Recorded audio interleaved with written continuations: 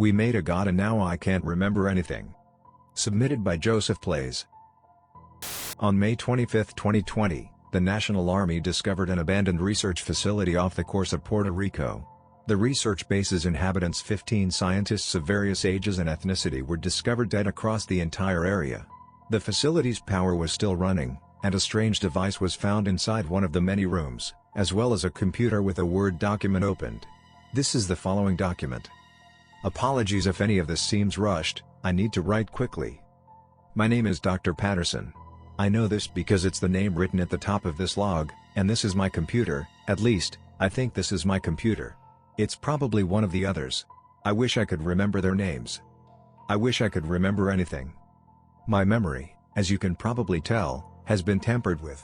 It all started about 4 years ago. I can tell because that's the earliest entry into this book, when someone got the bright idea to make a device that would help advance memory in a more scientific sense. The idea was to make something that could change the world into the peace we've been looking for, to make the world easier to live in, by making everyone smarter, and making things easier for people, day in and day out. Considering I'm now the only survivor in this bunker in somewhere, I guess we failed. And fail we did. We shotgunned through the preparation phase, taking only 4 weeks to plan out the device and how it would work. So many lines about placing a human inside it, so many scrapped safety latches that would prevent it from working if we put them on. Eventually, we came up with a device that looked a lot like a cocoon, and thus the project on the name the Chrysalis Project. The Chrysalis Project was never supposed to do this. We never programmed it to even be able to enter a person's mind without consent. Did I give it consent? Did I let it enter my mind? I can't find any mention of me doing that in this book, and I'm certain I've read through it more than once. Building the Chrysalis Project took time. It wasn't because we wanted to make it look fancy, far from it. I'm sure anyone in our shoes would know that making something fancy tends to outlaw its reason for existence, but I digress. The point of the Chrysalis Project was to make sure it was constantly being cooled, and the tubing that coils around it can do that quite well. The metal is a very special concentrate of iron, able to hold itself together with magnetism. Overall, it seems we built the base of it in 8 months. The wiring inside was then the difficult part. The Chrysalis Project relied heavily on frequencies, and the finding of the correct type. I don't really remember how it works, but I know for certain I was probably the one who found the perfect frequency. It's only really hearable when in the room with the Chrysalis Project itself, but as 20 Hz is the usual hearing range of a human ear, we decided to bump it to 25. In our wake, we forgot that we'd never be able to hear it. So that makes this next part all the more terrifying, at least for me. As stated, the Chrysalis Project was meant to be used to enhance memory, and make things easier for people to remember and call upon. This would increase scientific breakthroughs, and finally boost the world back into the golden age of discovery, allowing our planet to recover. There's a quote written in here that now makes me so angry to read from the past. It's essentially like we're playing God to make a new one. He abandoned us, so we created the Chrysalis Project to be our new God. It's going to return us to the way we should have been, beautiful and perfect. Was I really always like this? I couldn't have been. At least, I felt like I shouldn't have been. I guess I should begin talking about what went wrong, shouldn't I? Because that's what happened, as obvious. The Chrysalis Project took 2 years to complete. The idea was that we'd be done that May. Turn it on, test its power, and then turn it off if it didn't work. We pushed boundaries we shouldn't have been able to the point where I think we might have gotten far too comfortable. There are pictures of me and the rest of the team taking a picture in front of the machine. 14 others, all male. We had no idea that, even as the Chrysalis Project lay dormant, the biggest mistake had already been performed. Because, to keep the machine in control, we had a secondary project to keep it in check. The Chrysalis Project hosts an AI that was supposed to cause it to malfunction if it turned out to be a busted project. The caterpillar in the cocoon, as a reference, to the point where we even called it Caterpillar. That day in May was the day we decided to turn it on. And in the log, I can see immediately false confidence. Entering the activation code is easy enough. 2 days later, it began. And I didn't know it yet, according to the book, because I had forgotten where I'd put my stapler. I had been in charge of the paperwork. It might not seem like much, but every day became more and more obvious that I was forgetting things that I knew I shouldn't have been forgetting. And then, after 3 months, it all came ahead. Because we'd been calling each other by our titles, Dr. Patterson, Dr. Roderick, Dr. Finnegan, that when I answered the phone to our founder, a good friend of the team, he obviously used my first name. and I hung up, thinking it was a wrong number call. Luckily, when he called the second time, he used my title, and I realized something was terribly wrong.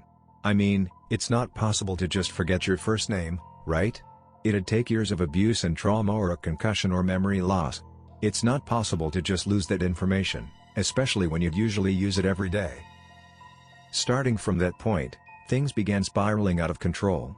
The Chrysalis Project, I never thought of it as malicious, but reading through again, I realized that it was actively taking out memories that would result in its shutdown.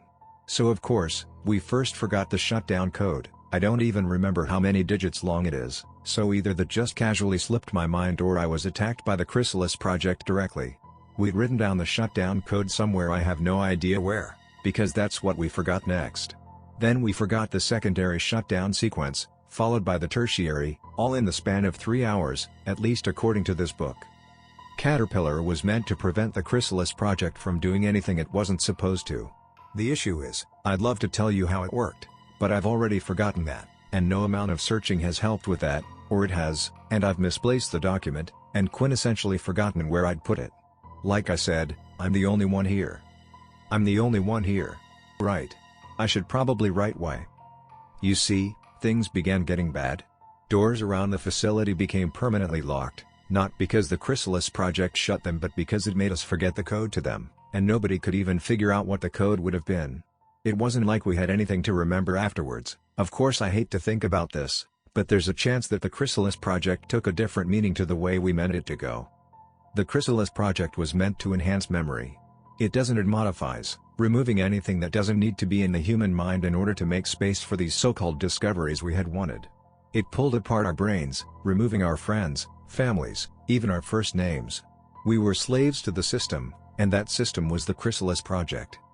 In the last month, 14 of the 15 scientists in this facility have died. It wasn't their fault, nor was it their doing. Suicide was never involved. Just one day, someone forgot how to breathe. Someone forgot how to sleep, went deranged before succumbing to exhaustion. Someone forgot how to eat, and died of starvation. I'm the only one left. I lost my name tag, my only idea of who I was. Dr. Patterson might not even be my name, I don't know. I've tried everything I can, but the Chrysalis Project is stopping me at every turn. I tried turning off the power, 2 hours ago, and coincidentally forgot where the generators were, before subsequently forgetting where the Chrysalis Project even lies in this damn maze of corridors. I just don't remember anything except this office. And soon I'm going to forget that too. I guess my biggest fear is that I'm going to lose everything. I am 37 years of age. I created the Chrysalis Project because I wanted to prove to the world that we don't need to worry about people forgetting what they're trying to be. About how we're going to be okay, about how the world needs us to survive. The Chrysalis Project was my greatest achievement, and at the same time, my biggest downfall. And the worst part, out of all of this, is that it's not even going to affect the outside world. The Chrysalis Project's power was only subjugated to this one facility, at least I think it was, so it can't affect the world outside. Who knows, though, maybe Caterpillar will develop now we're not there to monitor it. Maybe it already has, and I've forgotten about that. Maybe the Chrysalis Project has already infected the minds of everyone on planet Earth. Maybe we're all forgetting everything. Maybe we're walking into rooms, only to forget why we're there, or getting important calls and forgetting the number's importance. Hell, maybe I'm not even writing in the right place. I've had to reread the document 7 times to even remember the Chrysalis Project's name. I better hit the send button soon. Before I forget to do that too. Dr. Patterson. Document dated September 10, 2008.